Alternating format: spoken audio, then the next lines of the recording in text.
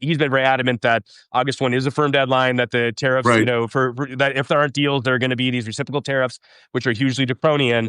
And then at that point, Mhm. will reality set in? Because, part of my frustration with what we've seen over the past 6 months has been, just kind of the widespread assumption that Trump is full of shit, and how, that lets him get away with a lot of stuff, especially, this like insane tariff policy, where, Right. the markets are just kind of in denial about it. They don't actually believe he's going to implement them, or I don't know if they're just kind of like, huffing hopium, and they think it's not going to be as bad because maybe they've been brainwashed into believing that tariffs actually will be eaten by the foreign countries, or, by Right. Walmart or somebody else. But, that's kind of the thing. I mean, you keep waiting for the stove touching to occur. And I think we've definitely seen it in the immigration realm, where like, what we've seen in LA, just, and the kidnapping of people off the streets, and like just the brutality of ICE and the deportation policy. So I don't want to minimize that part of it, but I think, Right. the issues that kind of helped Trump win, I guess immigration was one of them. And he, certainly securing the Sure. border, I think, is something he could tout as a legitimate victory for him.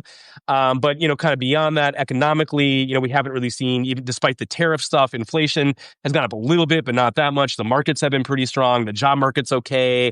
So like, that's where I still feel like, we're kind of in this weird liminal phase where like the policy and the rhetoric is totally insane, but that hasn't really translated to real world impacts where people are feeling it, which I think would be the Right. kind of thing that would really cause his support to kind of crash through a floor in a way that it hasn't yet.